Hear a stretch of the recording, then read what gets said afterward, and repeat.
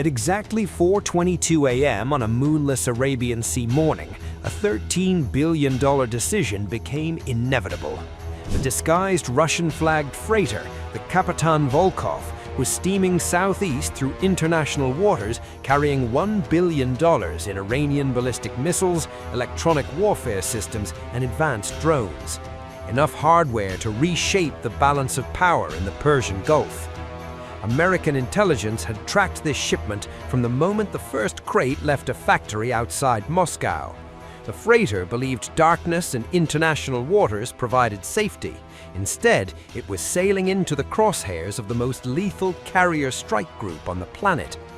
The USS Abraham Lincoln doesn't just project power, it defines it. 100,000 tons of nuclear-fueled authority, 75 combat aircraft, a crew of 4,500 sailors who've trained for precisely this scenario. The carrier had been shadowing the freighter for 6 days, silent, invisible, building a complete tactical picture while the Russians believed they were alone on an empty ocean. The Arabian Sea is one of the most surveilled bodies of water on Earth. When the Kapitan Volkov departed Vladivostok, 14 different sensor systems logged its departure before it cleared Russian territorial waters. By the time it transited the Strait of Malacca, American naval intelligence knew the captain's name and which crewman had been disciplined for stealing vodka. The Russians thought operational security meant radio silence. What they actually accomplished was broadcasting their intentions in a language American intelligence fluently speaks. 0418, the order came down from Fleet Command. Execute Operation Scuttle. The P-8A Poseidon had been orbiting at 30,000 feet since midnight. What tracking systems couldn't see was the aircraft's mission suite working overtime. The ANPY-10 radar was painting the ocean surface with a resolution sharp enough to distinguish between container types. The MX-20 HD electro-optical and infrared sensor turret was staring directly through the freighter's deck plating. How does thermal imaging work through steel? It doesn't see through the metal itself. What it detects are heat patterns radiating from gaps in insulation, ventilation systems, and temperature differentials across the whole surface. Think of it like reading a thermal map of a house from outside. Missile propellant generates distinct thermal profiles even when stored. Electronic warfare systems produce heat patterns in powered down mode. The P-8 sensor operators were looking at a thermal map that matched Iranian military cargo manifests down to individual container placement. Visual confirmation achieved. Target verified. Time to move. 0422, exactly. The EA-18G rolled into position. Electronic warfare doesn't announce itself with explosions. It works in silence. The Growler carried 5 ALQ-99 tactical jamming pods slung beneath its wings. 2 F414 GE-400 turbofan engines pushed the aircraft to its station 12 miles from the target. Close enough for maximum effect, far enough to remain outside visual range. The jamming sequence was surgical. The Growler's ALQ-218 wideband receivers mapped every electromagnetic emission coming from the freighter. Radio frequencies, satellite communication links, navigation systems, everything radiating energy was cataloged in milliseconds. Then the jamming pods activated. Precision targeting.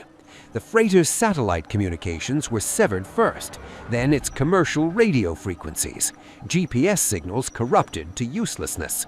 Within 90 seconds, the Kapitan Volkov went electronically deaf, dumb, and blind.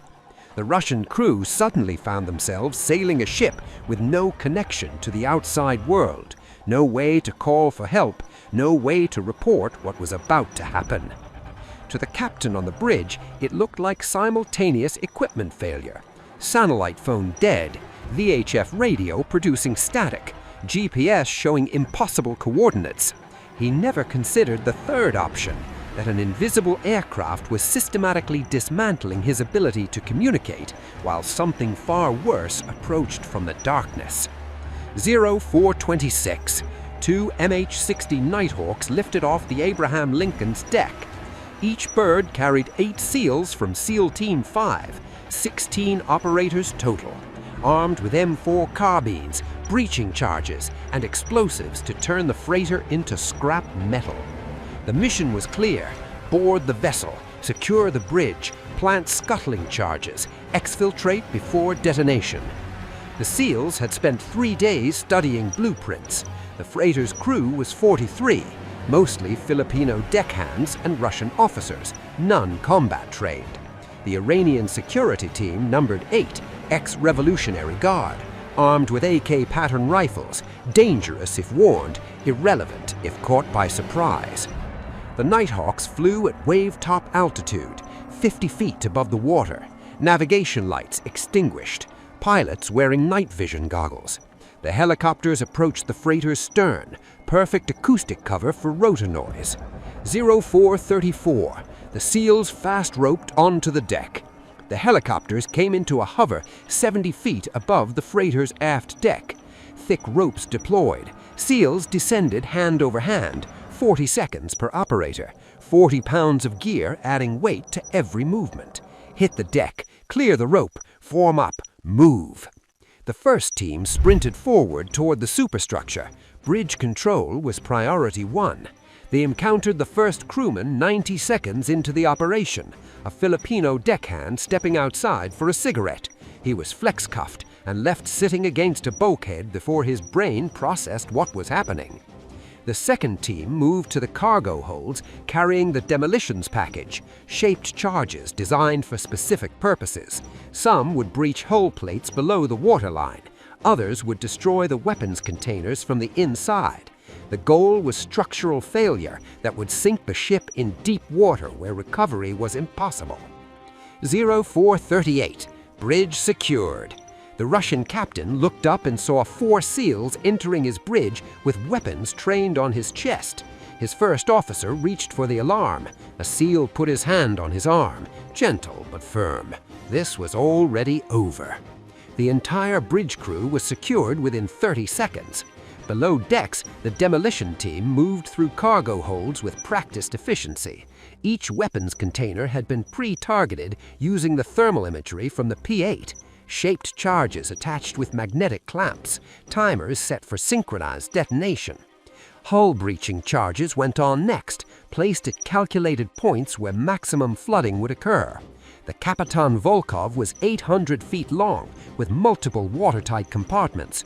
Professional ship designers had made it difficult to sink quickly. Professional demolition experts had spent days planning how to override those protections. The Iranian security team never had a chance to react. They were sleeping in a single berthing space. The SEALs breached the door with minimal noise. 8 armed men waking up to find themselves staring at more guns than they can count is a situation that resolves itself quickly. No shots fired. No resistance. 0444. Charges placed. Exfiltration initiated. The SEALs moved back to the extraction point with the same speed they'd used on insertion. The ship's crew had been consolidated in the forward mess hall. Hands secured. The MH-60S helicopters returned. Hot pickup. SEALs aboard. Liftoff. The entire operation from insertion to exfiltration consumed 14 minutes. But the Abraham Lincoln Carrier Strike Group wasn't finished. While the boarding operation unfolded, 2 additional elements moved into position. This wasn't just about eliminating one shipment, this was about destroying the entire supply chain. 0449. 4 FA-18E Super Hornets launched from the carrier. Each aircraft carried 4 GBU-32 JDAM precision-guided bombs, 2,000 pounds each. Total ordnance across the flight, 16 bombs, 32,000 pounds of high explosive. Target, the loading docks at Chabahar Port on the Iranian coast, where the shipment was supposed to arrive. How does JDAM guidance work? The bomb starts with a standard Mark 84 general-purpose bomb body. Then you strap on a GPS-aided inertial navigation kit. The weapon receives target coordinates before release. During flight, GPS signals continuously update its position. If GPS is jammed, the inertial navigation system takes over using gyroscopes and accelerometers. Final accuracy? Within 5 meters in GPS mode, within 30 meters in inertial-only mode. Cost per unit? Roughly $25,000 for the guidance kit, attached to a $3,000 bomb body. Precision strike capability for the price of a luxury sedan.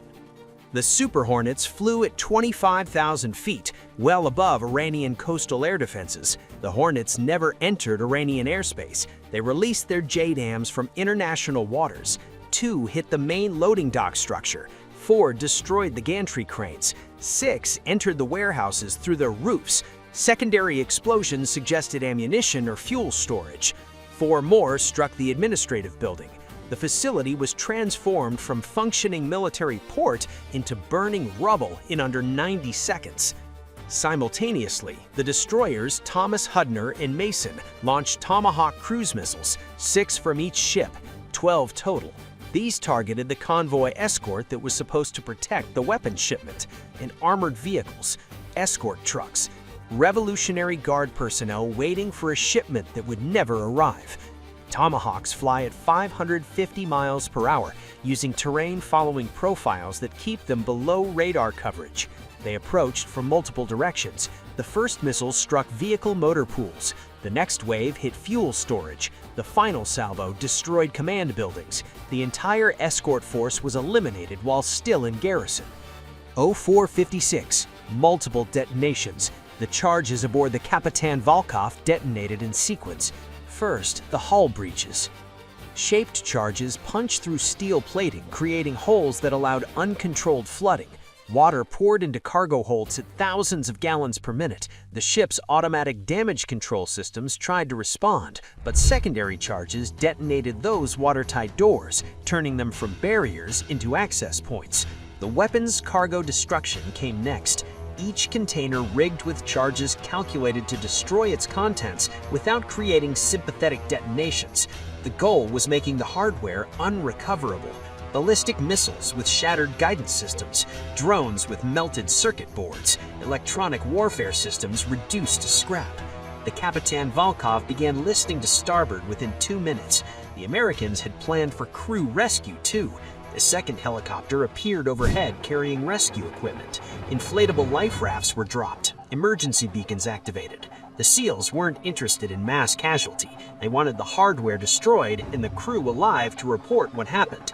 6 minutes after the first charge detonated, the Kapitan Volkov slipped beneath the surface.